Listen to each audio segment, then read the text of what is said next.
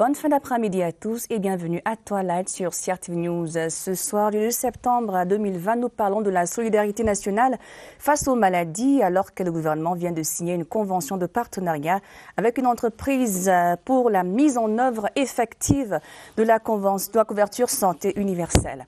En deuxième partie, si possible, nous parlerons d'Elections Cameroun et des échéances électorales à venir, 2 jours après la clôture de l'enregistrement des citoyens sur les listes électorales. Mais avant, je vous convie à une session d'information avec Abigail Forché. Good evening. Thank you so much. How do you do? How do you do? Thank you for your green color. Oh, thank you. So you say 5 million francs CFFA or some fake banknotes. So yeah, criminals holding this kind of issue.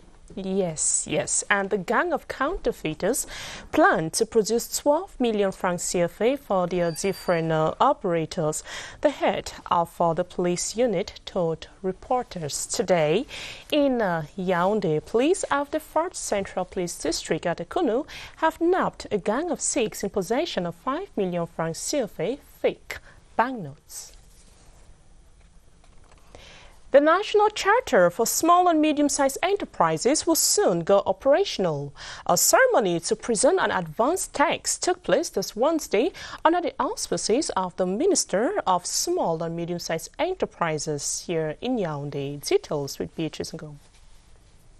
Project on the elaboration of a national charter for SMEs in Cameroon was launched in 2018 after it was observed that the small and medium-sized enterprises sector is key to the growth of the national economy, yet the sector is not properly organized. We will see precisely if everything that is already in the zero draft is in line with the expectations of SMEs, so that we put together the sound conditions for the successful contribution of SMEs in the development of our country. The Code of Conduct for SMEs will equally help minimize the risks and challenges in the sector. What are the rights and obligations of SMEs, and what incentives is the government going to provide to ensure that SMEs can continue growing? The guide for SMEs will as well provide them with a favorable environment for expansion. Thank you, Beatrice. Let's now talk education, where bookshops nationwide are carrying out back-to-school preparation. As the traditional peak month of August sees a calendar twist, September has now become the last month to buckle up. Though promotional offers have scaled up, journalist Larry Afande reports that effervescence is missing 1 month to resumption. Larry?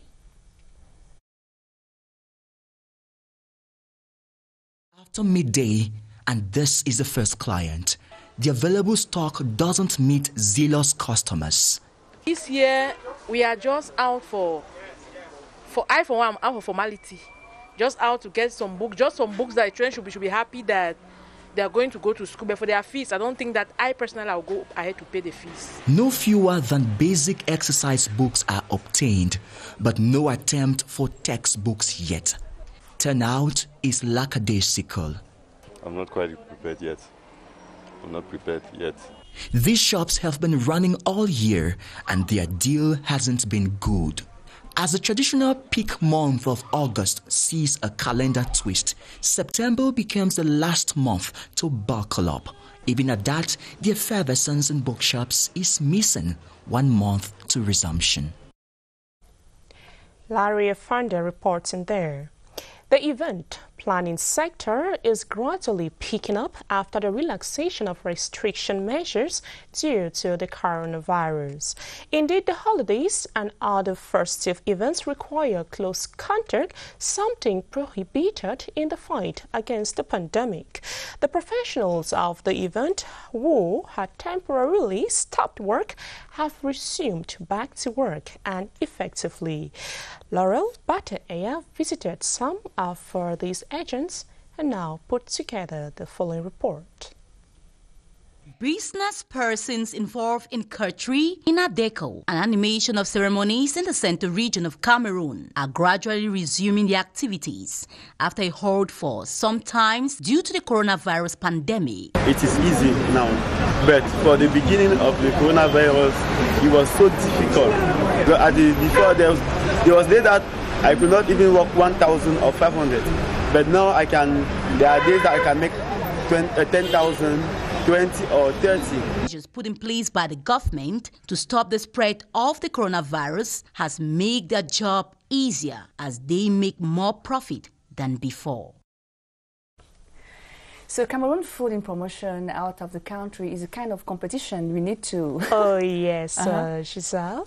Sisters Ashley and Kelly are currently making Cameroon proud with their cooking skills in Australia. The duo are representing the country in an international cooking competition dubbed Food of Origin.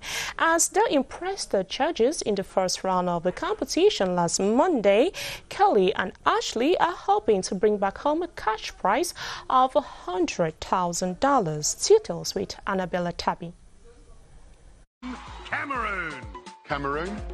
26-year-old Kelly and her sister, 28-year-old Ashley, came into the international competition dubbed Food of Origin to not only win but prove Cameroon is more than just a football nation. We forgot about the most important thing. Oh, tomatoes.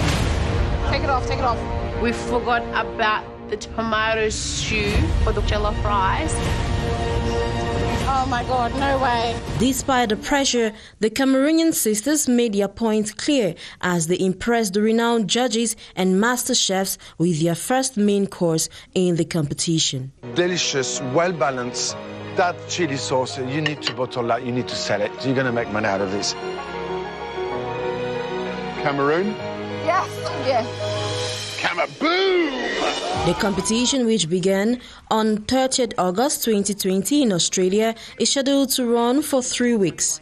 Australia, Cameroon, China, France, Greece, Italy, India, Lebanon, Venezuela and Vietnam are the 10 competing countries. The duo have since gained the admiration of the judges, their teammates and Cameroonians who have been showing their support on social media. The World Cup of Cooking, Plate of Origin, is an Australian competition cooking game show. Renowned chef Manu Fidel is the host of the series. Co-hosts include Chef Gary Mehigan and food critic Matt Preston are the judges for this competition. Quite interesting there. Good luck to the sisters Ashley and Kelly. We stay out of the country where the country Mali, the president who was ousted, Ibrahim Boubacar Keita, is currently receiving medical attention. More of the report with Gladys Asu. Keita was checked in late Tuesday at a private clinic, intensifying fears about the 75-year-old's health after being detained for 10 days by the junta now in power. He was ultimately released late last week and taken home where he has remained under military surveillance, but concerns had mounted on the former leader's state of health during his time in military custody in the barracks at Kati outside the capital, Bamako.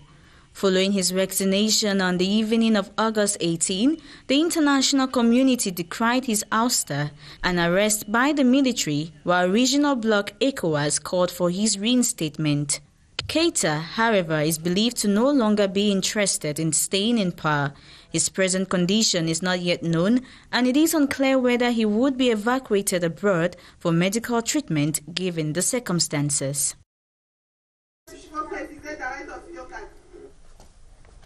And the story from Mali wraps up the 6 p.m. edition, where you've been in the company of myself, Joyce Abigail. I now leave you in the company of the beautiful Giselle. Oh, thank you so much. You're welcome. Thank you for coming on site. Mesdames, Messieurs, Twilight se poursuit après cette pause.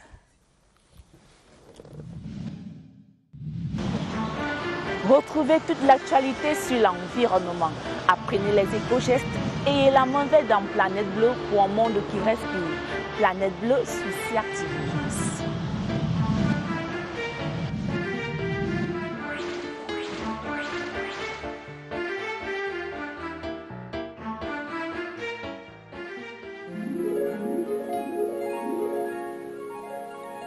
CRTV News, ici, toute l'info.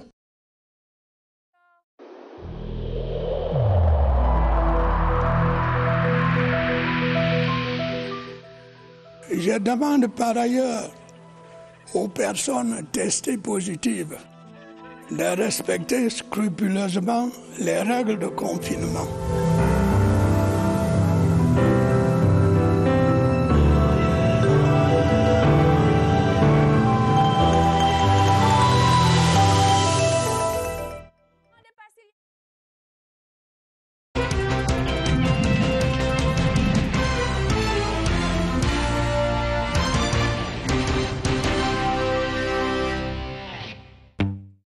Solidarité nationale face aux maladies alors que le gouvernement vient de signer une convention de partenariat avec une entreprise pour la mise en œuvre effective de la couverture santé universelle. Pour en parler avec moi sur ce plateau, j'ai M. Bissala. Bonsoir. Bonsoir. Bienvenue à toi, là. Vous connaissez le rituel? Oh oui, si. On se désinfecte les mains pendant qu'on... Voilà. Merci infiniment. Mesures barrières. D'accord. Il faut les respecter. Effectivement. Voilà. Vous êtes syndicaliste, mais vous faites partie du groupe technique national. Oui. En fait, c'est un terme pour parler du comité de mise en œuvre, voilà, de la couverture santé universelle. Vous êtes quand même au courant qu'il y a quelques troubles encore très récents dans la région du Nord-Ouest? Oui, j'ai appris que, je ne sais pas si c'était hier ou bien ce matin. Ça ne va pas. Il y a encore des échauffourées entre nos frères du Nord-Ouest et notre armée. D'accord. Voilà. Alors, avec la complicité de la réalisation, je ne voudrais peut-être pas parler de ce qui s'est passé aujourd'hui, hier, mais plutôt de ces femmes qui sont allées autour du ministre de la Promotion de la Femme et de la Famille pour se lamenter, pour se plaindre, pour revendiquer le retour de la paix face aux atrocités commises contre les femmes de cette partie du territoire, pas seulement dans le Nord-Ouest, mais aussi dans le Sud-Ouest. Vous savez qu'il y a aussi bien les leaders d'opinion, les leaders religieux, des femmes de tous bords qui se sont retrouvées autour du ministre de la Promotion de la Femme et de la Famille pour essayer de voir ce qu'il faut faire pour que cela s'arrête. C'est un reportage de Christelle Fouda ou de Victor Siga. Regardons. Des lamentations de la gente féminine issues des hautes sphères de la République aux plus démunis. Leur habillement dénote leur désarroi et les mots pour le dire font écraser des larmes. Nous en avons assez. Il faut que ces atrocités s'arrêtent sur les femmes, sur les enfants et qu'on retrouve la paix et la sérénité pour que la vie reprenne un cours normal. Au-delà des pleurs, les femmes souhaitent que la paix revienne dans les régions du Nord-Ouest et du Sud-Ouest.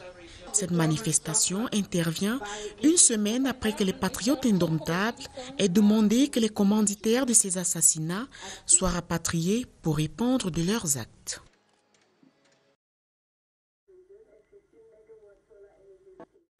They are sons and daughters of Cameroon, drawn from all over the country, mobilized to defend the rights of women and young girls, sensitize the national and international community on the atrocities suffered by these women and young girls, and to cause a change of mindset. We came today to cry, to see that an end is put to these atrocities, to those women who have been murdered, and we need peace and serenity in those two regions.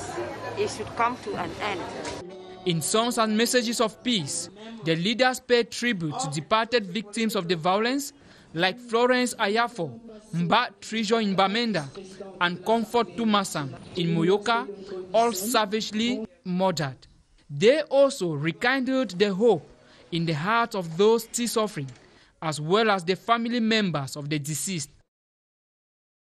Alors, après ces images, vous voyez toutes ces femmes en noir, qu'est-ce que ça vous fait? Non, c'est choquant ça, c'est choquant ça. En tant que syndicaliste, on dit toujours ensemble. Oui. Ensemble.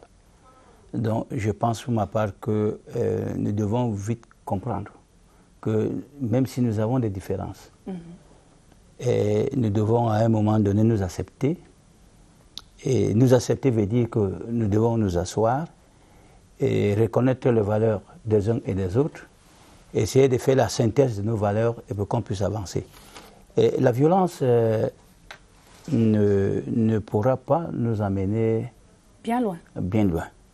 Je suis syndicaliste, peut-être que les gens vont vous dire, ben, voilà les champions de la violence. Mais non, les syndicalistes ne sont pas violents. Les syndicalistes revendiquent dans la douceur.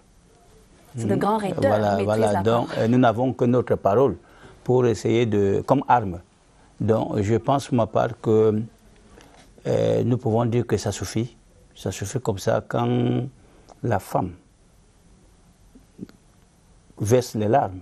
Oui. Nous devons comprendre que nous sommes arrivés à un niveau où il faudrait que tout s'arrête. Il faut que tout s'arrête. D'accord. Alors, ce n'est pas de ça que vous êtes venu parler. On va parler de la couverture santé universelle. D'entrée de jeu, couverture santé universelle, c'est bien différent de l'assurance santé. L'assurance maladie. Maladie, voilà, assurance maladie. Oui. C'est vrai que la couverture santé universelle englobe presque tout. Ah. Presque tout, y compris l'assurance maladie. D'accord. Parce que quand nous parlons de l'assurance maladie, nous sommes dans le cadre de la Convention 102 de l'OIT sur la sécurité sociale. Et donc c'est la prise en charge des travailleurs du secteur formel et informel seulement. Mais lorsque nous sommes dans le cadre de la couverture santé universelle, nous parlons de la population, sans discrimination. Et c'est ça qu'on appelle universalité. Donc ici, il s'agit de toute la population, sans discrimination. Quand on parle de population, vous avez les natifs, les étrangers, donc tous ceux qui habitent dans un pays comme le Cameroun, nous devons réfléchir comment, si quelqu'un est malade, comment l'État du Cameroun peut le prendre en charge. C'est de ça qu'il s'agit. D'accord. Voilà. Vous êtes membre du groupe technique national. Vous faites quoi exactement? Il faut d'abord que nous soyons clairs ici. Je suis ici en tant que président de l'UGTC et membre du groupe technique national. C'est la deuxième partie qui nous intéresse. Oui, mais parce que je ne voudrais pas que demain, après-demain, quand vous dites, mais il est venu parler ici au nom du groupe technique national. Non, je ne parlais pas au nom. Il y a un président qui est le ministre de la Santé. Il y a d'abord deux présidents. Oui. Il y a le ministère de la Santé et le ministère du Travail et de la Sécurité sociale. Puisque je venais de vous dire que la couverture santé universelle englobe tout. Donc, on a donc mis les deux ministres co-présidents du groupe technique national. D'accord. Donc, voilà. Donc, votre question oui, les missions du groupe technique national. En fait, on nous a donné permission de voir comment nous pouvons réfléchir pour qu'il y ait l'implémentation de la couverture santé universelle au Cameroun. D'accord. Et nous devons donc réfléchir sur tout ce qui concerne la santé, la prise en charge de la population au Cameroun. D'accord. Voilà. Alors, avant de poursuivre cet entretien, je vais vous suggérer de regarder ce reportage de Madame Menanga sur justement la Convention pour la couverture santé universelle.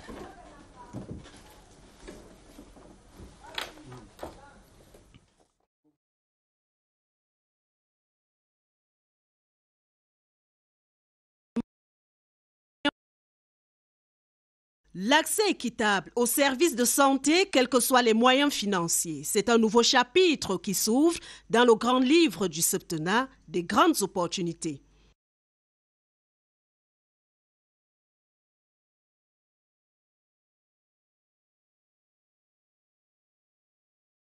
L'engagement réitéré du chef de l'État Paul Biya lors de sa prestation de serment le 6 novembre 2018 va désormais prendre corps. Le Premier ministre chef du gouvernement Joseph Dione Ngouté demande d'en faire large écho auprès des différentes cibles.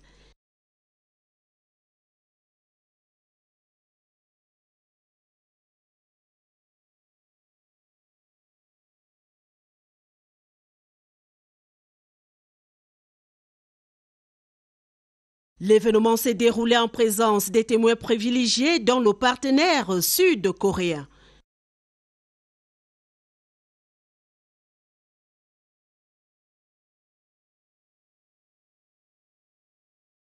Joseph Dion Ngouté a salué l'engagement des uns et des autres pour leur implication respective à l'aboutissement heureux de ce méga-projet, gage d'une meilleure prise en charge sans s'appauvrir, comme l'exige la Constitution de l'OMS, adoptée en 1948. Merci, même si les extraits de ce reportage n'ont pas permis de comprendre ce que disaient les personnes ressources. Vient de retrouver sur ce plateau Dr Joseph Meillet, il est enseignant-chercheur à l'Université Paris 13. En fait, c'est un expert en sciences, en sécurité sociale. Bonsoir, bienvenue à toi, Lai. Bonsoir, Gisèle. C'est votre première fois à CRTV News, à la télévision nationale? Oui, c'est ma première fois. D'accord. Alors, vous avez trouvé qu'on commençait déjà à aborder les questions sur la couverture santé universelle. Et M. Bissala avait commencé à nous dire de quoi il s'agit. Peut-être pouvez-vous nous redire les principes sur lesquels cela repose? Oui, la couverture santé universelle repose sur des principes très simples déjà. Il faudrait qu'il y ait un accès équitable aux soins, aux services de santé. Il faudrait qu'il y ait une qualité de service, les services de santé, et qu'on puisse protéger financièrement les individus. C'est sur ces piliers que repose la couverture santé universelle. Quand vous dites les individus, parce que les individus, quels qu'ils soient, oui, il faudrait comprendre que ça dépend de chaque pays. Est-ce qu'on va circonscrire? Est-ce qu'on va prendre toute la population? Ça dépend du projet. Mais ici, nous pensons que dans le cadre du Cameroun, c'est toute la population camerounaise. Et les Camerounais et les étrangers? Les Camerounais et les étrangers. Tous ceux qui sont sur le territoire national. D'accord. Alors, est-ce que, M. Bissala, lui, il enseigne à Paris 13, peut-être qu'il vient de temps en temps au Cameroun. Lorsque vous observez le fonctionnement, la dynamique dans le système de santé, est-ce qu'il y a quand même des acquis? Je sais que vous allez revenir sur les faiblesses. Oui. Quels sont nos acquis? Oui, il faudrait vous dire qu'il y a d'abord cette gratuité. Vous savez, l'État de Cameroun subventionne depuis un certain temps certaines pathologies. Oui. Voilà, c'est une pathologie. Vous savez par exemple le VIH-Sida, vous savez par exemple le cancer, le diabète rénal et tout ça là. Et la prise en charge des enfants, des femmes enceintes. Oui. Et donc nous avons d'abord ça. Nous avons d'abord ça comme force. Donc, ce qui veut dire que c'est l'extension. Nous sommes donc maintenant en train de préparer l'extension pour que ça soit pour toute la population, que ça ne soit pas seulement pour ces pathologies et pour ces personnes. Il y a quand même des faiblesses. Oui, des faiblesses, oui. C'est vrai que vous avez cité, beaucoup de maladies prises en charge au Cameroun. Je ne pense peut-être pas que c'est vraiment le cas du palu. Il y a eu des publicités, il y a eu beaucoup. Mais jusqu'aujourd'hui, un enfant de moins de 5 ans souffrant de palu n'est pas vraiment pris en charge gratuitement. Bon, ça dépend de c'est l'une des maladies les plus... Bon, vous savez, ça dépend de ce que les gens entendent par gratuité. Il faudrait qu'on fasse très attention parce que quand on dit gratuité, ça peut qu'on vous a demandé de payer par exemple le carnet. Oui. Je ne sais pas si vous comprenez. On vous a demandé... La seringue. Voilà, la seringue. Bon, vous dites, mais pourquoi on m'a dit gratuité, on me demande de payer ça?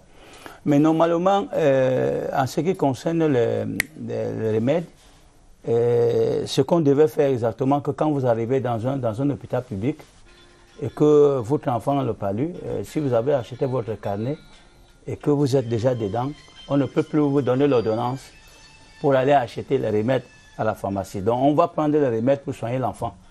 Donc c'est cette gratuité qu'on parle, mais il peut arriver que on demande, même comme nous allons à la couverture santé universelle tout à l'heure, vous allez voir que ce ne sera pas une gratuité. Ce ne sera pas une gratuité. Il faudrait quand même que quelque chose soit fait pour que les gens puissent contribuer.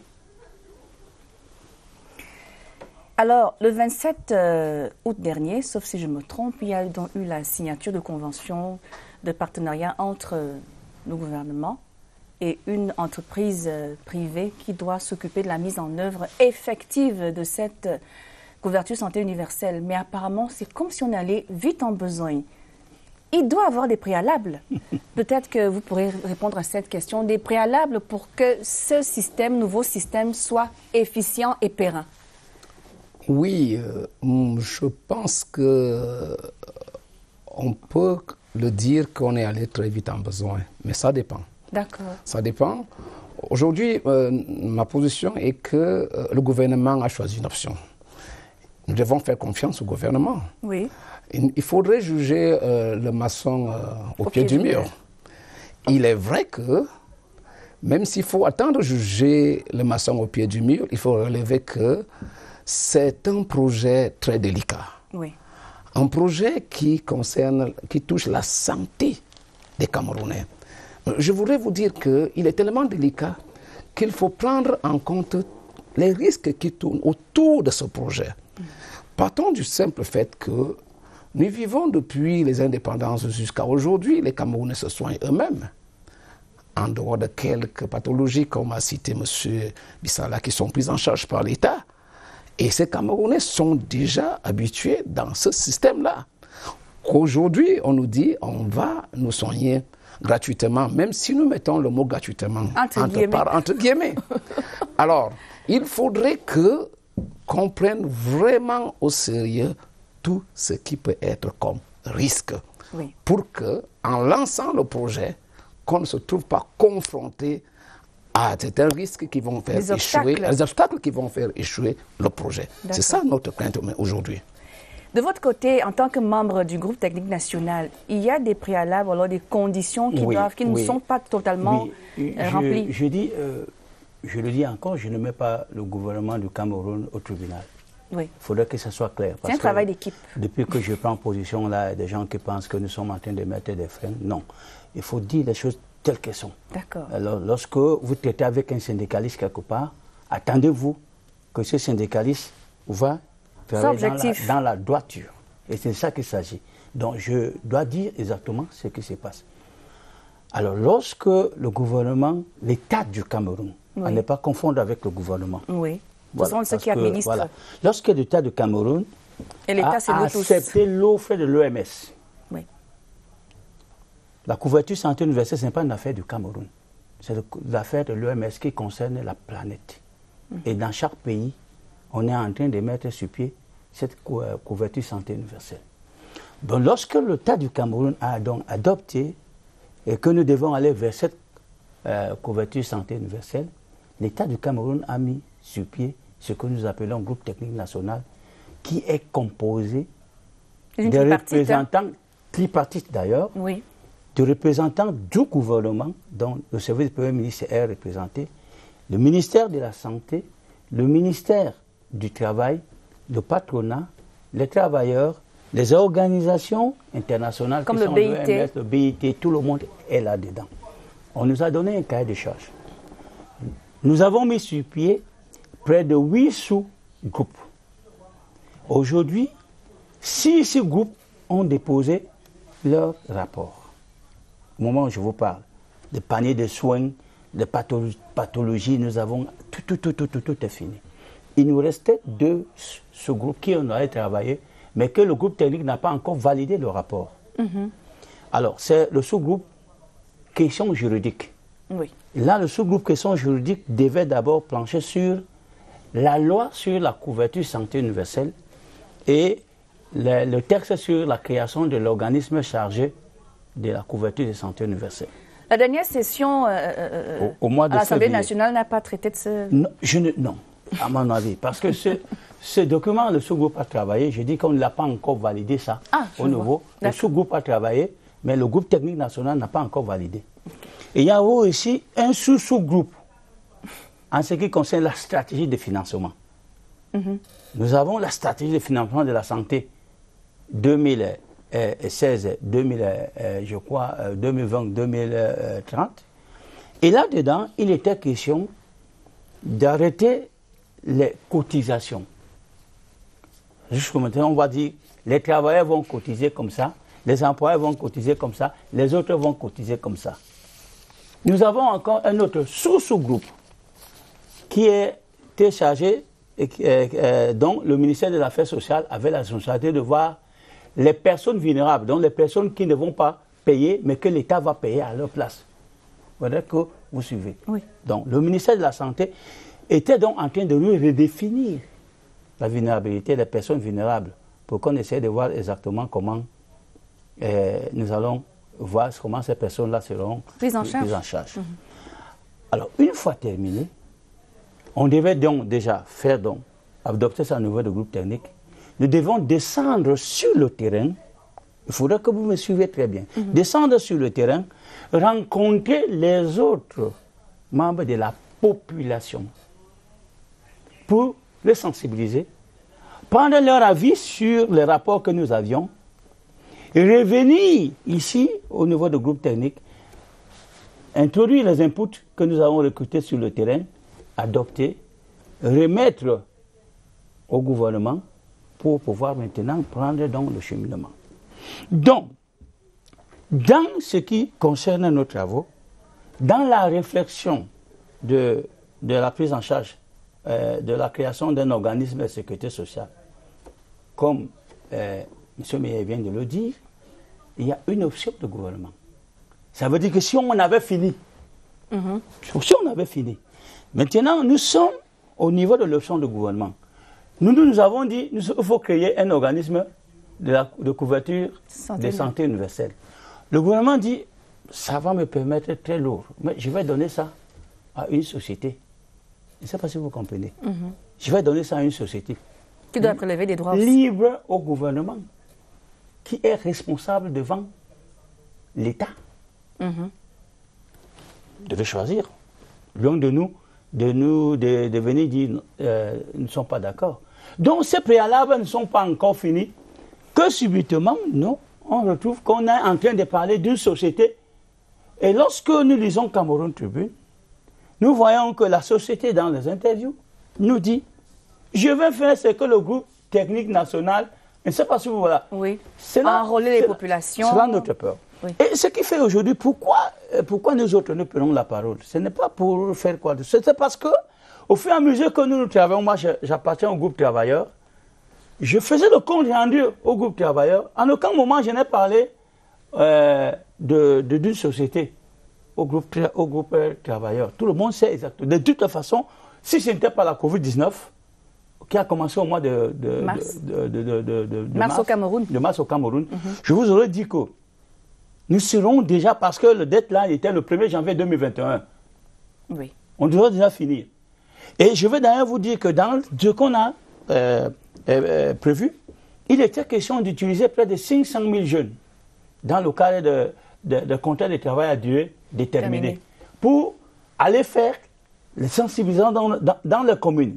Donc il y avait un problème de création d'emplois là. Aussi bien à leur père qu'à d'autres causes aux membres de la... Oui, non, il devait être sous la responsabilité des communes, de 360 communes. Oui. Donc on devait prendre les jeunes, ça devait même nous aider, si la Covid n'était pas là pendant les vacances, d'utiliser des jeunes qui devaient aller dans les communes avec les mairies, les maires, et puis on devait sensibiliser les gens pour que tout le monde sache exactement qu'est-ce que c'est que la couverture santé et qu'est-ce qu'on attend de chaque citoyen ou bien de chaque habitant de ce pays. Donc, moi, est-ce qu'on a mis les charrues avant les bœufs? Qu'est-ce qui se passe? Moi, en tant que membre, d'ailleurs, avant que je ne revienne ici au studio, je suis passé par la direction de la prévention ici à côté de vous, la DPS, pour essayer de rencontrer la structure que représente le ministère de la Santé dans notre réflexion, pour que je puisse discuter avec eux, pour que je comprenne qu'est-ce qui est en train de se passer. Qu'est-ce qui est en train de se passer. Donc, si le ministère de la Santé public est en train de nous suivre, il faut qu'ils comprennent qu'il y a un questionnement. Il faudrait qu'on dise exactement où on va. Et pour que si par exemple on va nous dire que le groupe technique va travailler avec la société, nous sommes prêts à collaborer avec cette société. Mais nous voulons savoir exactement pourquoi subitement du groupe technique national on est passé à une société. Le gouvernement, vous savez, ce n'est pas le tribunal. Mais ce qu'on veut, c'est de la transparence. Pour une bonne gouvernance. Ah oui, ça c'est question de bonne gouvernance. Et justement, vous parliez d'impliquer les populations dans le processus décisionnel. Sinon, après, il y a des formats qui ne peuvent pas convenir aux cas qui sont réels sur le terrain. Vous avez dit quelque chose tantôt, docteur, mais je voudrais vous entendre là-dessus en tant qu'expert de sécurité sociale. L'État devra prendre en charge ceux qui ne travaillent pas, qui n'ont pas de revenus. On parle des gens qui sont dans zone rurale, qui ont une façon de vivre avec peut-être leurs activités champêtres. Si on ne l'a pas fait pour le SMIC, ce sera possible pour eux?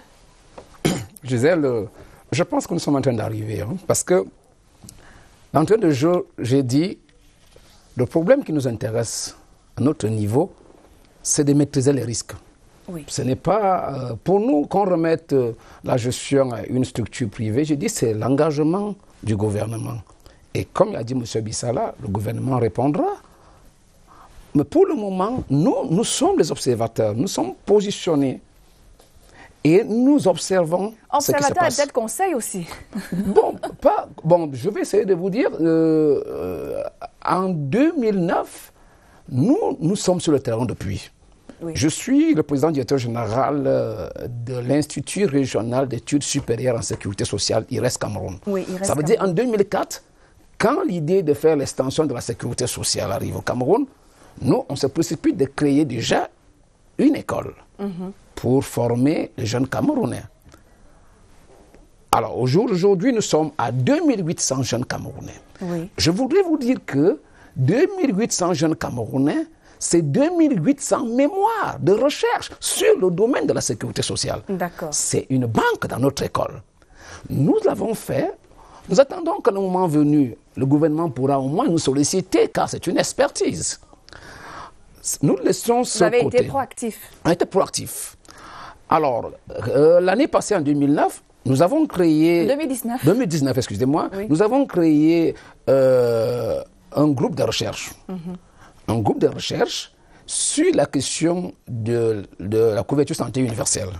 Nous sommes sur le terrain depuis l'année passée. Et le thème, c'est les risques que court ce projet. Nous ne voulons pas entrer dans le dossier, mais nous voulons tout simplement attirer l'attention du gouvernement en disant, là, on risque de se fracasser le nez. Alors, en suivant M. Bissala, tout ce que M. Bissala dit, c'est qu'il dit, il y a des risques, il y a un risque. On peut être face au mur si nous ne prenons pas le temps. Non seulement le temps, mais essayer de maîtriser certaines choses. Il a parlé de la population qui doit être partie prenante. C'est très important. Et bénéficiaire. Et bénéficiaire. Nous sommes sur le terrain depuis presque un an. Nous interrogeons les ruraux, les fonctionnaires, l'informel, tout le monde. Nous avons tout cela sur nous. Et si je vous dis ce qui ressort, il arrive que 99% des Camerounais, ceux qui sont de notre échantillon, attendent ce projet. C'est un projet salutaire. Mais je vous le dis, 98% de ces Camerounais ne sont pas très sûrs que ce projet va aboutir. Ça, il faut tenir compte. Il n'y a pas de signe. Bon, mais je ne sais pas sur quoi il se base, mais déjà, nous essayons de dépouiller pour le moment. D'après vos sondages. Voilà, nous sommes en train d'aller plus loin en disant les risques sont très nombreux si nous allons en pas de course. La couverture santé universelle doit être logée dans un système de sécurité sociale. Ça veut dire que c'est un système. La maladie est l'un des risques les plus importants de la sécurité sociale. La maladie est un risque double, comme vous le savez déjà, qu'on a la version remboursement des frais médicaux et il y a aussi ce côté de repos, des repos médicaux et autres par rapport aux employeurs. Ça devient très complexe. Au jour d'aujourd'hui, il faut maîtriser tous ces risques pour qu'on puisse avancer. Et je pense que c'est à ce niveau que se trouve le problème.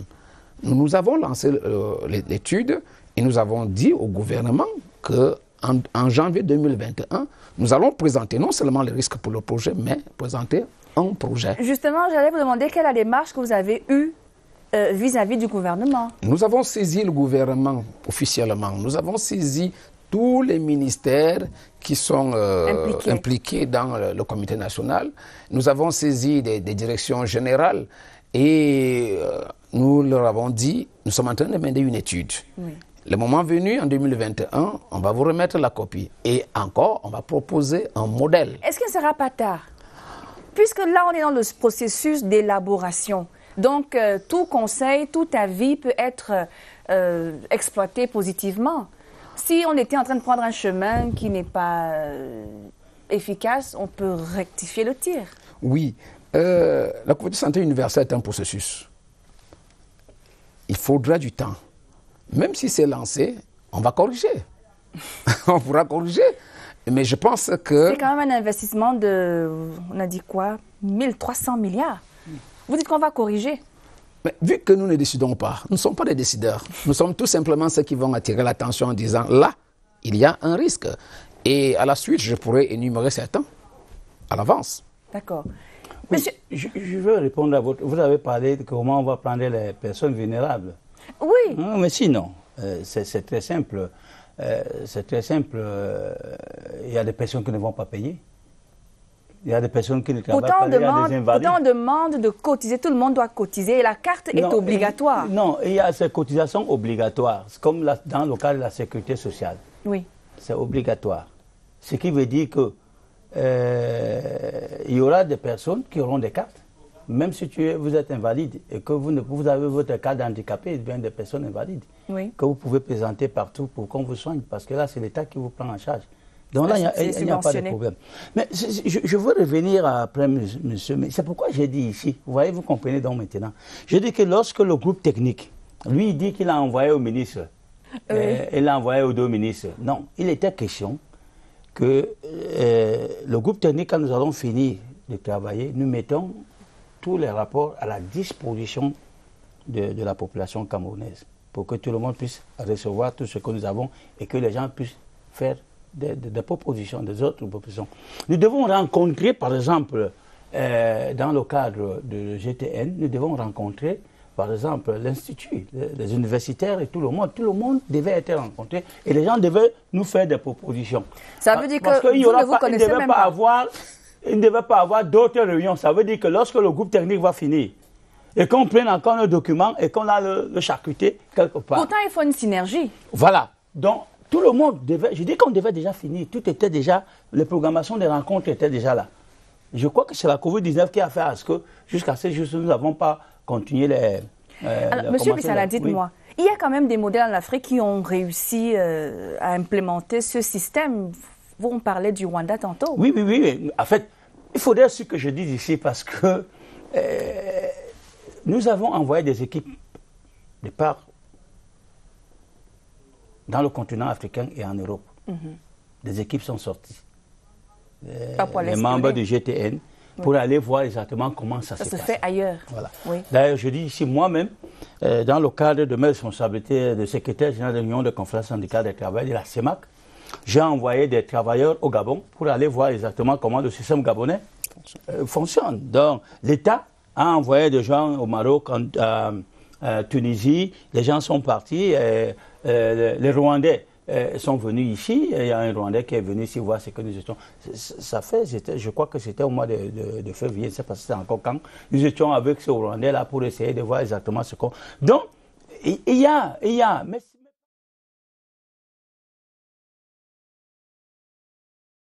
de 70%. Par exemple, le système rwandais. Il y a aussi 30%. Il y a, comme il dit, vous ne pouvez pas, hein, ce n'est pas une baguette de magie que vous faites comme ça. Non. Vous, à 100%, on n'a pas. Je veux d'ailleurs vous dire que le Gabon, par exemple, c'est quand on a commencé la réflexion au Cameroun ici sur la sécurité sociale. Tous les documents que nous avions ici, au Cameroun pour la mise sur pied de la couverture maladie. Donc, le Gabon est venu ici et le Gabon s'est imprégné de ce que nous avons fait au Cameroun. Et ils sont vite partis au Gabon pour créer leur CENAMS, leur caisse d'assurance maladie. Oui. Et bon, donc, ils ont fonctionné à un moment donné. Mais la crise économique est venue perturber ce qu'ils étaient en train de faire, donc ce qui veut dire qu'ils ont encore des petits problèmes. Et c'est ça qu'il faut que... Faut le Cameroun évite d'arriver à cette situation-là. La première des choses, c'est d'abord le financement.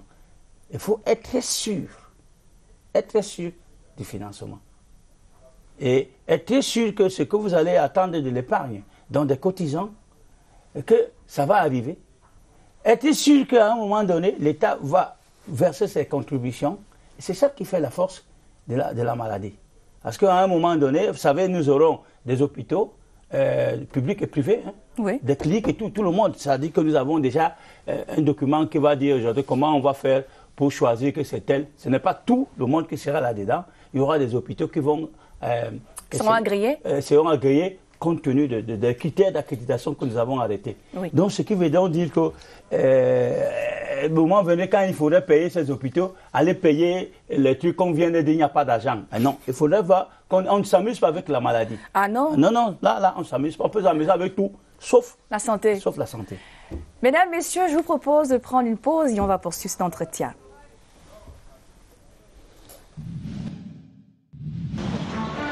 Retrouvez toute l'actualité sur l'environnement. Apprenez les éco-gestes et la monnaie dans Planète Bleue pour un monde qui respire. Planète Bleue sur CRTV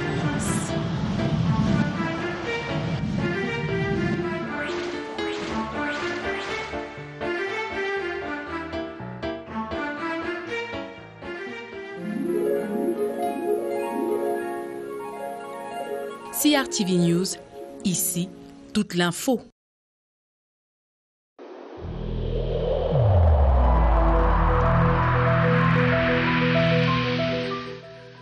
Je demande par ailleurs aux personnes testées positives de respecter scrupuleusement les règles de confinement.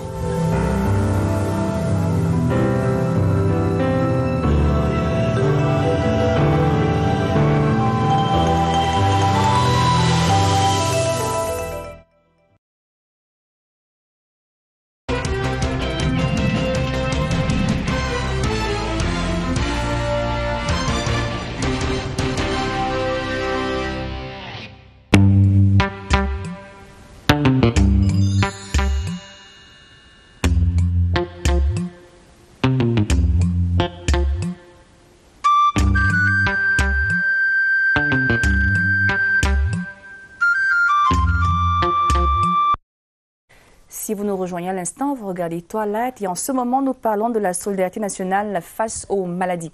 Monsieur Bissala, dites-nous, 1300 milliards, alors que la dette nationale est en train d'augmenter. Oui, disons qu'il faudrait qu'on explique ici. Vraiment, je suis obligé parce que si on vous êtes là pour nous éclairer de toutes les façons. On avait fait cette sensibilisation, cette question ne devait plus être... En fait, qu'est-ce que nous avons fait? Nous avons fait d'abord l'état des lieux. Quand on nous a demandé de donner le cahier des charges, il fallait d'abord faire l'état des lieux. Qu'est-ce qu'il faut pour qu'il y ait la couverture santé universelle? Et pour qu'elle soit opérationnelle de manière pérenne. Alors, nous avons des sous-commissions, comme je vous ai dit, sous-commission infrastructure, sous-commission des ressources humaines et patati et patata. Alors, on a donc dit aujourd'hui, s'il faut remettre à niveau, par exemple, les plateaux techniques, je ne sais pas si vous comprenez, et pour que nous ayons des hôpitaux dignes de ce nom, voilà ce qu'il faut. Que les femmes puissent accoucher normalement dans les zones rurales. Voilà. Si nous voulons aujourd'hui, par exemple, avoir les médecins partout, voilà ce qu'il nous faut. Voilà, c'est ce que le gouvernement donc a évalué pour dire voilà mes besoins. Maintenant, comme nous sommes dans un système de progressivité, ce qui veut dire qu'on a réfléchi en nous disant si nous commençons en 2021, nous aurons dans quelques mois, nous aurons besoin de ça. Donc, ce qui veut dire que nous avons dit qu'il nous faut 286 milliards. Mais et dans les 286 milliards, l'État, au moment où je vous parle, dans les gratuités de l'État, dans les subventions de l'État à la santé, l'État prend déjà en charge 126 milliards. Donc, il nous faut 160 milliards si nous voulons démarrer. Et la progressivité, ça veut dire que quoi? Ça veut dire que nous avons réfléchi pour dire que dans un premier temps, ce seront des enfants et les femmes enceintes. Et les grandes maladies que l'État subventionne déjà.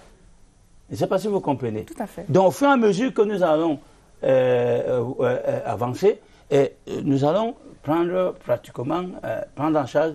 Il y a quand même une période probatoire. Donc, le problème, oui, il nous faut. Si on s'est dit 2030, ce qui veut dire que d'ici 2030, il faudrait qu'on retrouve les 1300 milliards. Ce n'est pas tout de suite là. Ce n'est pas tout de suite là.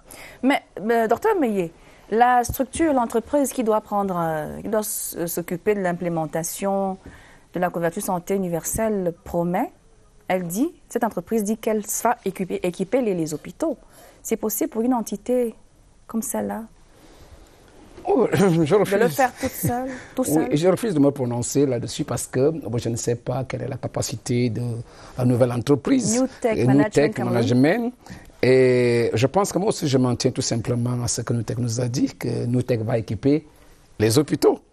Mais moi, je dis toujours que, est-ce que réellement le problème, c'est d'équiper les hôpitaux? Le problème ici qui se pose, c'est qu'il faut comprendre que la couverture santé universelle est un système. C'est un système de solidarité. Oui. Alors, il faut d'abord peaufiner le système. Quand le système est déjà peaufiné, mis en place, on peut passer à autre chose. Je vais essayer de prendre quelques exemples. Notre système de sécurité sociale, qu'on appelle aujourd'hui prévoyance sociale, n'est pas même à maturité.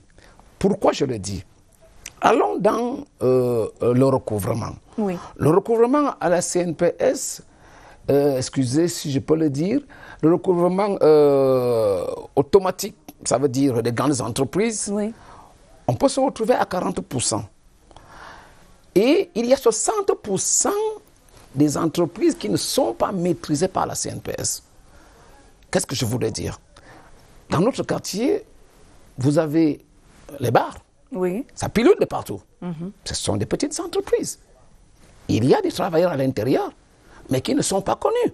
Même dans les ménages. Et même dans les ménages. Alors voilà déjà le premier handicap qui va se poser. Ces personnes qui ne sont pas connues par la CNPS, ça veut dire qui ne sont pas prises en compte par d'autres risques, dans d'autres risques tels que la vieillesse, la famille et autres, ce sont des potentiels clients de la CSU. Oui. Et ces personnes risquent de passer au travers du filet, tomber du côté des vulnérables, alors que ces personnes ont des revenus. Je prends simplement un petit cas. Nous avons ce qu'on appelle là dehors les mototaximans. Oui. Les mototaximans sont des personnes aujourd'hui à 99% qui ne sont pas enrôlés par la CNPS. Et quand ils le sont, ils sont dans l'assurance volontaire. Comme les ménagères dans les maisons. Voilà. Les petits pas du tout. commerçants. Assurance volontaire aujourd'hui qui reste comme simplement une opération administrative d'immatriculation. Ça veut dire que ces gars ne continuent plus à cotiser, quand bien même ils ont un numéro matricule. Alors, nous prenons ce gars de mototaximan. Le voilà qui sera donc enrôlé dans la CSU, dans un risque très élevé, parce qu'il fait des accidents chaque 2 jours, chaque mois, et quand il sera accidenté, qui prendrait en charge? La CSU prendra en charge. À ce même moment, nous ne maîtrisons pas réellement le revenu de ce monsieur et comment nous allons prélever dans son revenu. Ça veut dire le problème de l'informel qui ne se pose pas tellement au niveau de la caisse va se poser au niveau de la CSU.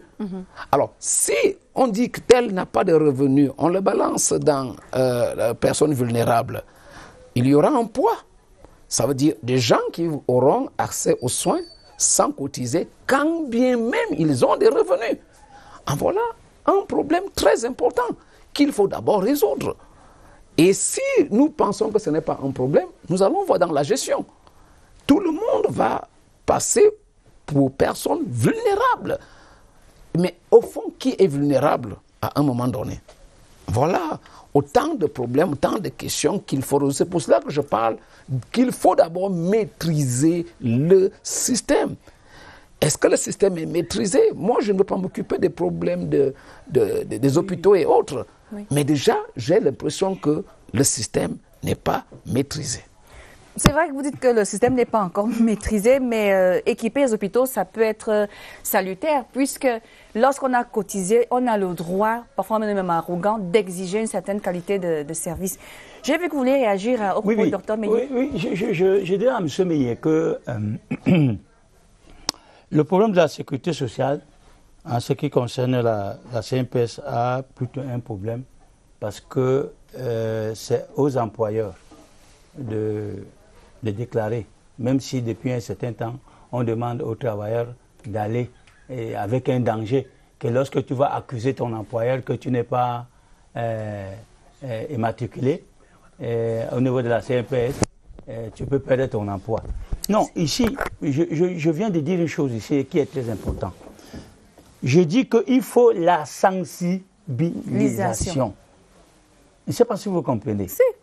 Si on arrive dans un bar, on trouve un travailleur, on lui dit quand tu es malade. Parce que qu'est-ce qu'on a constaté? On a constaté qu'aujourd'hui, les ménages participent à près de 80% pour leur santé. 80%. Je ne sais pas si vous comprenez. Ça veut dire que votre salaire part rapidement dans la santé. Et il faut arrêter ça. Donc, quand vous allez expliquer à quelqu'un, pour, je prends un exemple comme ça, pour les 2000 que tu vas payer par an, voilà ce que l'État va faire pour toi si tu es malade. Il faut arriver à expliquer ça aux gens. Oui. Je ne sais pas si vous comprenez. Pour qu'ils soient motivés. Mais je suis d'accord avec lui. Si on ne passe pas par cette sensibilisation et qu'on essaye, vous voyez comment les gens font les autres. Parce que là maintenant, ce que les gens pensent maintenant de la société, ce n'est pas ce que, quand nous on parlait devant les gens pour expliquer ce que nous étions en train de faire. Maintenant qu'on est venu mettre une société au milieu, vous savez ce que les Camerounais pensent. C'est devenu autre chose. Encore maintenant. Et c'est un danger. Il ne fallait pas à ce moment-ci, quand on n'a pas encore fini, de sensibiliser la population, commencer déjà à parler des problèmes des sociétés. Donc je pense que ça sera de la manière que nous allons sensibiliser, nous allons informer. Chacun doit comprendre que oui, pour mes 2000 francs que je vais payer par an, pas par mois, par an, l'État va me soigner. Donc mieux vaut aller payer ces 2 mois. J'aurai une carte. Et quand je vais aller dans un hôpital, voilà, on va me prendre en charge. Il faut expliquer ça aux gens. Mais si on n'arrive pas à expliquer ça aux gens... L'adhésion sera compliquée, difficile. Ça sera compliqué. La sensibilisation. Il faut jouer à la sensibilisation. Et c'est très important pour la sécurité sociale et autres. Parce qu'aujourd'hui, il parle très bien du problème de la CNPS. À un moment donné, on n'a pas responsabilisé le travailleur dès le départ. Oui. Je ne sais pas si vous comprenez. On n'a pas responsabilisé le travailleur dès le départ. On n'a pas informé le travailleur pour dire que, attention, tu as ta retraite. Si ton agent n'arrive pas à la CNPS, quand tu iras en retraite, tu n'auras pas. Justement, on a fait croire au travailleur que c'est l'employeur. Maintenant, on coupe son agent. Si son agent soit reversé à la CNPS ou pas, ce n'était pas son problème. Lui, quand il va en retraite, on lui dit... Il s'en va demander sa pension, on lui dit non, ton employé n'a pas cotisé. Il dit, c'est de ça qu'elle voulait parler. Où est mon problème? C'est ça que je voulais vous dire. Il y a beaucoup d'entreprises dont le fonctionnement ne reverse pas les cotisations auprès de la Caisse nationale de prévoyance sociale. Oui, mais ce n'est pas une excuse. Il faut que je vous dise que l'État du Cameroun a donné à la CNPS ce qu'on appelle le privilège du trésor. Je ne sais pas si vous comprenez. Mais le problème de la tolérance administrative que nous avons au Cameroun, c'est l'arme des capitalistes. Vous comprenez? C'est ce que nous vivons au Cameroun, la tolérance administrative. On laisse faire. Hein? C'est entre nous. Et au fur et à mesure qu'on laisse faire, la situation s'aggrave. Monsieur Vissala. S'aggrave et s'aggrave. Il est 19h. Oui. Et ici, à 19h, le plat de résistance, c'est l'information. OK. Nadia Mana, bonsoir. Bonsoir Gisèle Nguéné. Je souris, mais la première nouvelle n'est pas agréable. Ce que la police vient de saisir 5 millions de francs CFA de faux billets de banque. Tout à fait, Gisèle Nguéné. Le trafic de fausses monnaies se poursuit dans le pays. Un gang de 6 personnes vient d'être appréhendé par la police du 4e arrondissement, ici à Ekounou, à Yaoundé. En leur possession, 5 millions de faux billets de banque en CFA. Ces contrefacteurs prévoyaient de produire 12 000 millions dans différentes opérations. L'information a été révélée aux journalistes cet après-midi par le chef de ce commissariat de police. C'était en présence d'Étienne Pascal Azégué. Ces petites coupures de 2 000 francs et 10 000 francs CFA ont failli finir dans nos poches sans que cela n'éveille aucun soupçon. N'eût été la vigilance des éléments du commissariat central numéro 4 qui ont su détecter le mauvais billet du bon. Nous avons dû utiliser les détecteurs et autres pour faire la différence entre les deux billets. Pour les vrais billets, le numéro de série n'est jamais le même. Et quand nous prenons le leur, nous n'avons pas cette petite couleur-là, elles n'apparaissent pas. Tous ces billets ont le même numéro de série qui finit par 271. Les auteurs de ces crimes financiers, 6 au total, ont été interpellés à Douala et à Yaoundé au terme d'une enquête dont seule la police détient le secret. Sur information, nous avions appris que le nommé Gouette Dieudonné, qui est actuellement en cellule, était un fournisseur de fausses monnaies au nommé Fouapon Alassa. Au total, 8 824 000 francs CFA de fausses coupures étaient sur le point d'être mis en circulation. Conformément à l'article 211 du Code pénal, ces mises en cause courent un emprisonnement à vie. Et c'est au juge qu'il revient désormais de dire le droit. La Charte nationale de la petite et moyenne entreprise est en gestation au Cameroun. L'avant-projet de texte était en examen ce jour à Yaoundé sous la coordination du ministre des Petites et Moyennes Entreprises, Achille Basilekeng III. Le document, qui est l'une des recommandations fortes de la 9e édition de Cameroun Business Forum, va aider à améliorer le climat des affaires au Cameroun. Il va également définir les obligations et engagements des parties prenantes que sont l'État et ses démembrements d'une part, les PME et le secteur privé d'autre part. Nous reviendrons sur ces actualités dans nos prochaines éditions de journaux. Parlons de rentrée scolaire à présent. Elle aura lieu le 5 octobre prochain. Si à un mois, presque un mois du début du grand jour, plusieurs librairies semblent encore vides. Les rayons n'ont pas encore tous les manuels scolaires. Constat sur le terrain ce jour de notre reporter Maïmouna Mohamedou Nadia. Dans cette librairie n'est pas désattendu. Les rayons clairsemés témoignant de l'absence de clientèle en ce dernier mois des vacances. Heureusement, il reste une trentaine de jours avant la rentrée scolaire. De l'autre côté, les affaires vont bon train. Certains parents veulent s'y prendre tôt. Pour le moment, je peux seulement acheter les livres normaux. Pas les livres, les grands livres, mais petits livres. Pour que les enfants soient contents que normalement, maman, papa nous a acheté les livres pour fréquenter. Les vendeurs, quant à eux, espèrent plus d'affluence. Nous avons trop d'incompréhension entre certains parents qui veulent se remettre sur pied, étant donné que les parents ne sont pas encore sensibilisés pour la nouvelle année 2020-2021. Donc nous attendons toujours le mot d'ordre pour tout un chacun de pouvoir se ressaisir pour y venir sur le marché. Seulement, la plupart des parents rencontrés disent ne pas avoir suffisamment d'argent pour l'instant et préfèrent attendre le moment venu. Maintenant, vous nous emmenez à Kribi, dans l'eau. Tout à fait, Gisèle Nguéné, la cité balnéaire de Kribi ne cesse d'attirer les touristes. Principale attraction, les plages, des lieux qui sont de plus en plus aménagés pour que les visiteurs y passent des moments inoubliables, les yeux bercés par les vagues de l'océan. Notre reporter Salvador Bechia de CRTV Sud nous en dit plus. Lieu d'attraction par excellence à Kribi. C'est pourquoi certains promoteurs en ont profité pour mettre en place des espaces récréatifs pour les touristes.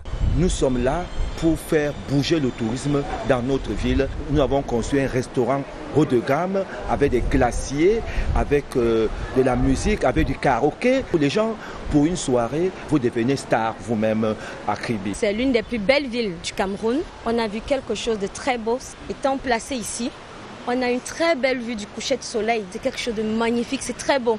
On a l'impression que le soleil se jette dans la mer et c'est un spectacle que mes enfants et moi on adore. Toujours à proximité de la mer, des restaurants conçus dans un cadre naturel permettent de découvrir les merveilles culinaires d'ici et d'ailleurs. Ici chez nous, on mange l'Afrique, on mange l'européen.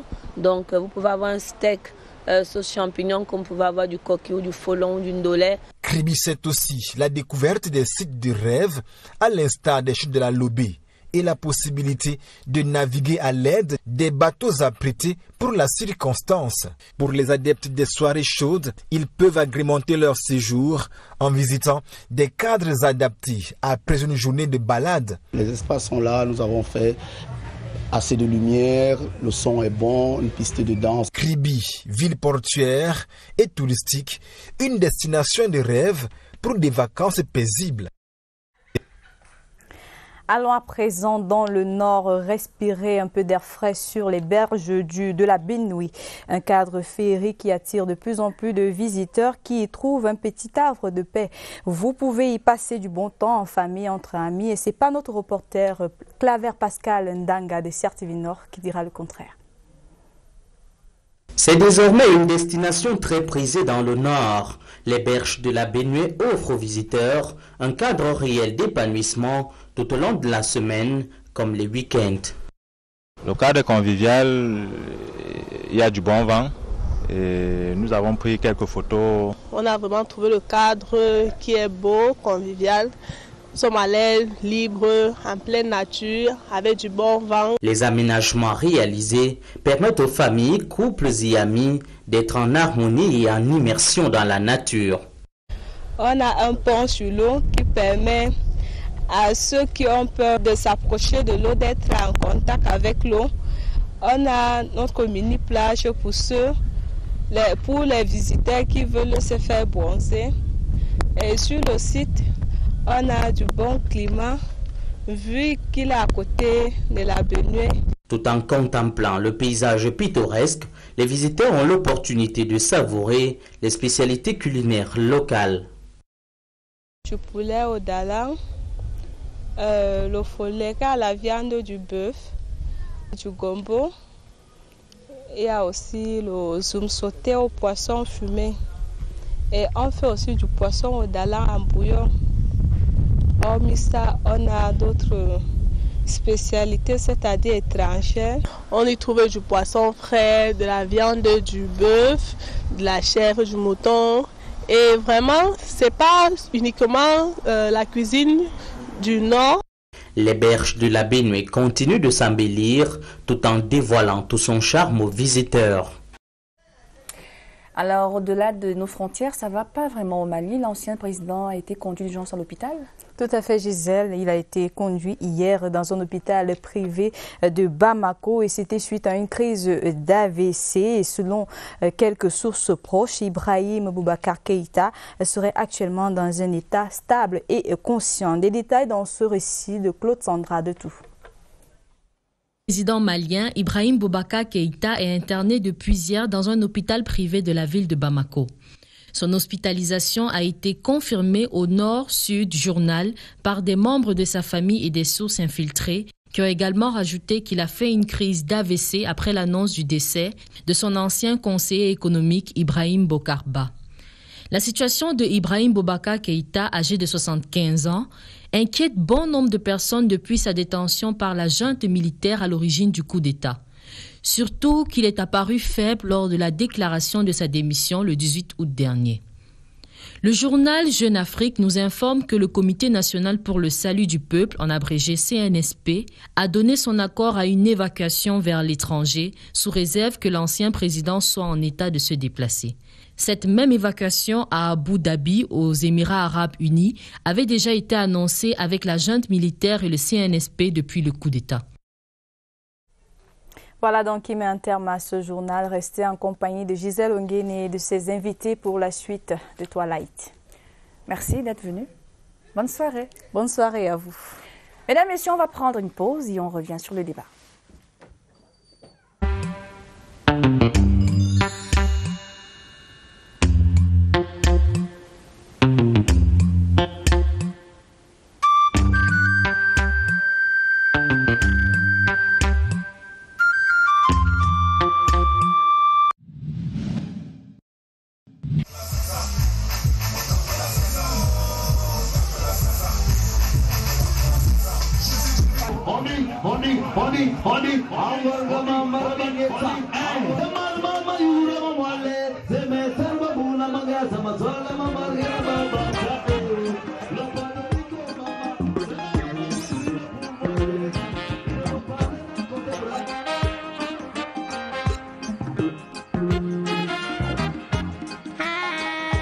Dans la nuit, ça nous donne beaucoup plus d'argent. En journée, nous avons les problèmes, la mairie, la communauté urbaine. Dans la nuit, on parvient à jongler comme ça parce qu'on sait que les gars de la mairie ne sont pas là. Et comme difficulté de la nuit, on nous agresse, on arrache nos motos, on nous poignarde de part à autre.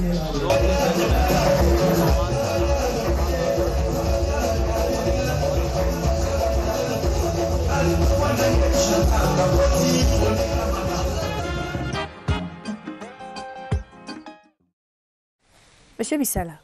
Oui, madame. Couverture santé universelle. Pourquoi est-ce qu'on y a pensé si tard? Ou bien il n'est jamais trop tard? Oui, je pense que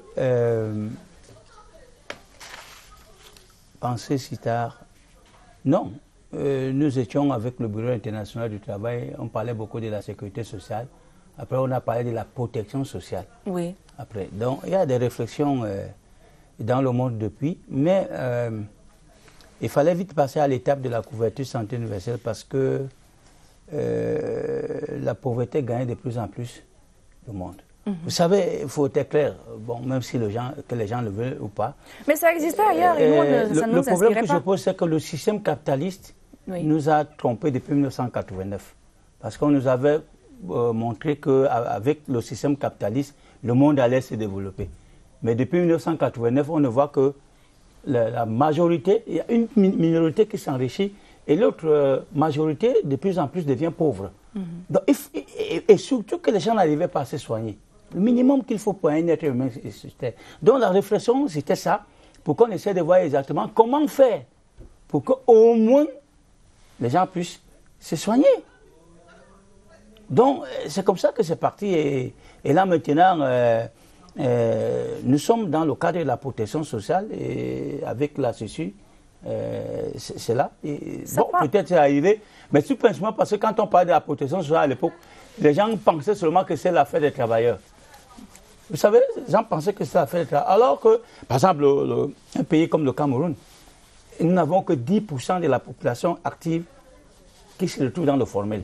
10%. Oui. Alors que 90% se trouvent dans l'informel. Et le sous-emploi représente 70%. Ce sous-emploi représente 70%. Donc, il fallait faire quelque chose pour ces 90%. Et c'est pourquoi, au niveau de la CNPS, même si, question de présentation, on a parlé de l'assurance volontaire pour essayer de prendre le travail informel. Malheureusement aussi, on est allé très vite et on a voulu répondre à une question politique et on n'est pas parti dans le cadre de la sensibilisation pour mieux sensibiliser les gens. Et voilà donc aujourd'hui que c'est devant un mur. Et ça n'a pas pris. Tout simplement parce qu'il n'y avait pas une bonne sensibilisation. D'accord.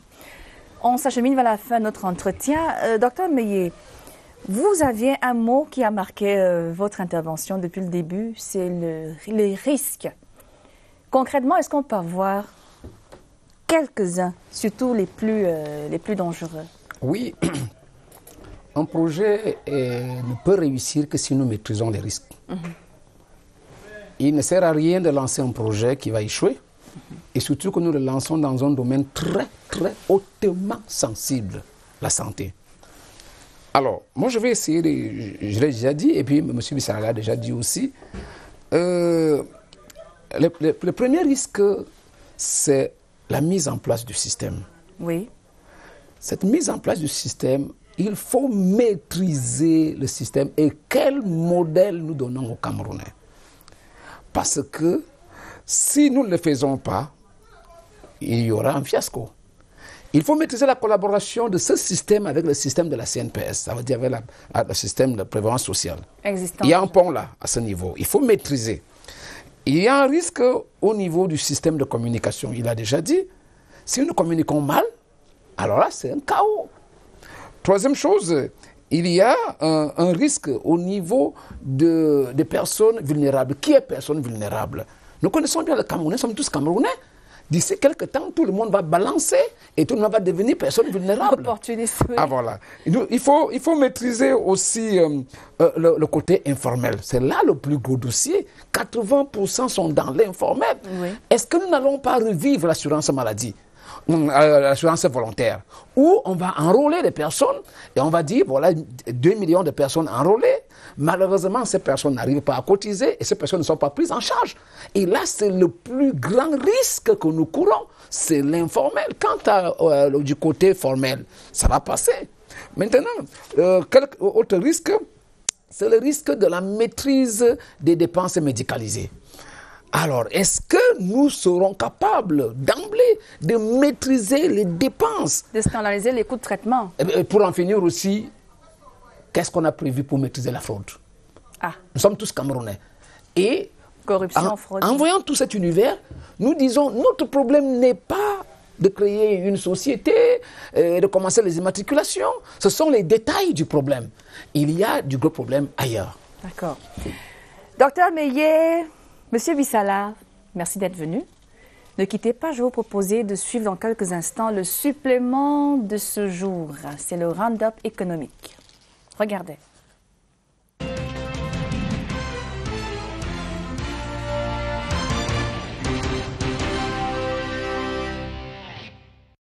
Business persons involved in Kertri, in Adeko, an animation of ceremonies in the central region of Cameroon, are gradually resuming their activities after a hold for sometimes due to the coronavirus pandemic. It is easy now, but for the beginning of the coronavirus, it was so difficult.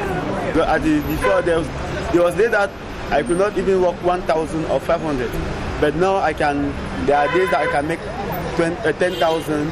20 or 30. Measures put in place by the government to stop the spread of the coronavirus has made their job easier as they make more profit than before.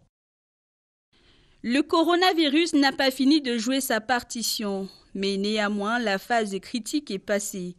Les spécialistes qui travaillent dans l'événementiel ont dû appuyer sur pause à la musique et ranger le matériel. Respect de la distanciation physique oblige. On se bat seulement comme ça. Peut-être que c'est en train de revenir déjà parce qu'on voit déjà comment le dos est en train de bouger. Donc on a déjà les promotions quand même. Que les gens nous proposent que la semaine prochaine, ils ont les baptêmes, ceci, cela. Du côté des photographes, cela n'a pas été facile. Il a fallu avoir plusieurs cordes à son arc afin d'affronter avec courage les moments de galère pendant l'arrêt total des activités. En ce moment, les activités, c'est vrai que les activités reprennent déjà un peu leur cours, mais c'était un peu trop compliqué avant. Bon, heureusement, il faut souvent avoir plusieurs casquettes. Pendant la période morte, moi qui ai fait dans la santé, je suis génie sanitaire, j'ai travaillé avec le corona, avec le cas central sur les gens qui ont le Covid. Depuis l'assouplissement des restrictions dues au coronavirus, l'activité revit tout doucement dans le respect des mesures de distanciation physique. Une reprise qui ravit certainement les adeptes de la fièvre du samedi soir.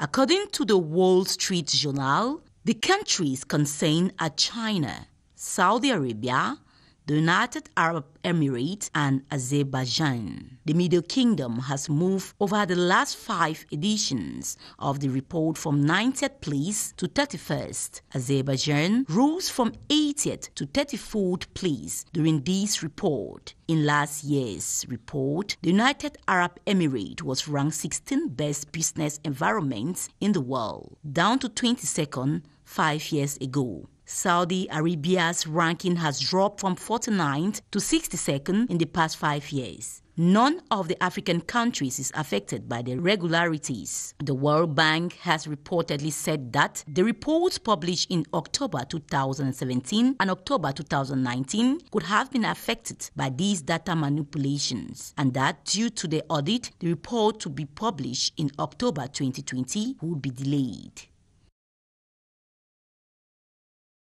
Selon le Wall Street Journal, les pays concernés sont la Chine, l'Arabie Saoudite, les Émirats Arabes Unis et l'Azerbaïdjan. L'Empire du Milieu est passé sur les 5 dernières éditions du rapport de la 90e place à la 31e. L'Azerbaïdjan est passé du 80e au 34e rang au cours de cette période. Dans le rapport de l'année dernière, les Émirats Arabes Unis ont été classés 16e meilleur environnement commercial au monde contre 22e il y a 5 ans. Le classement de l'Arabie Saoudite est passé de la 49e à la 62e place au cours des 5 dernières années. Aucun pays africain n'est concerné par les irrégularités. La Banque mondiale aurait déclaré que les rapports publiés en octobre 2017 et octobre 2019 auraient pu être affectés par ces manipulations de données et qu'en raison de l'audit, le rapport qui devait être publié en octobre 2020 serait retardé. Close to 10,060 heads of oxen. This is the quantity of livestock lost between January and June 2020 by pastoralists in the Adamawa region, located in the northern part of Cameroon. This report, the result of acts of theft perpetrated by both national and foreign delinquents, has just been drawn up by the Association for the Socio-Cultural Development of the Mborors of Cameroon, Muskuda. According to Muskuda, a group of Mborors who are a community of nomadic herders scattered throughout Cameroon, the loss of income caused to herders by cattle thefts in the first half of 2020 amount to approximately 265 million CFA francs. Secretary General of the Muskuda Regional Office, Fadamawa, says the 10,600 heads that appear in the report are the cases that were reported in their offices by the owners. The truth is that not all the cases of cattle rustling have been reported, he says. As a reminder, the northern part of Cameroon is a large beef production area in the country pastoralists have long. Le Cameroun a généré plus de 86% de ses revenus d'exportation à partir de 8 produits en 2019. Selon un rapport publié par l'Institut national des statistiques, le premier de ces produits était le pétrole brut qui a fourni 41,8% des recettes d'exportation du pays au cours de la période. Après le pétrole brut, il y a le cacao qui a fourni 12,1% des recettes d'exportation globale. Vient ensuite le gaz naturel liquéfié avec 11% des recettes d'exportation. Le Cameroun a commencé à exporter du gaz naturel liquéfié en 2018 après la mise en service de Ili et Piseyo, la deuxième usine de gaz naturel liquéfié flottante au monde. Le 5e produit était le bois scié 7%, tandis que le bois brut 3,6%, les dérivés du cacao 3,3% et l'aluminium brut 2,4% venaient respectivement 6e, 7e et 8e, selon le rapport de l'Institut national de la statistique. In Cameroon, frozen fish imports dropped by 21.8 billion CFA francs, that is close to 14% in relative terms in 2019. However, according to the National Institute for Statistics, which disclosed the figure, the imports still affected the country's import expenses during the period.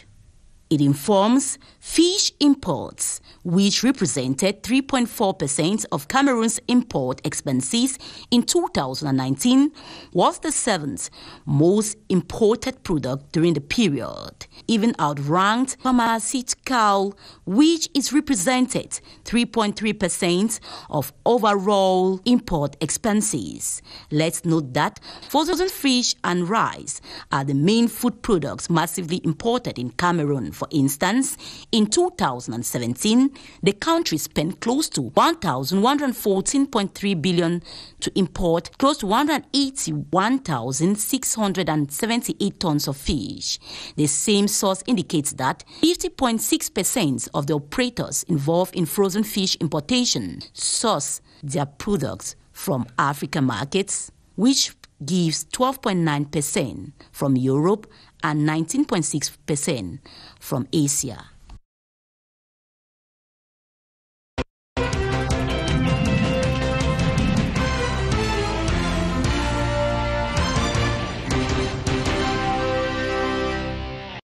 Merci à Cynthia Boyomo pour avoir préparé le supplément économie ce soir. Mesdames, Messieurs, Twilight du 2 septembre 2020. Point final. Merci de votre attention.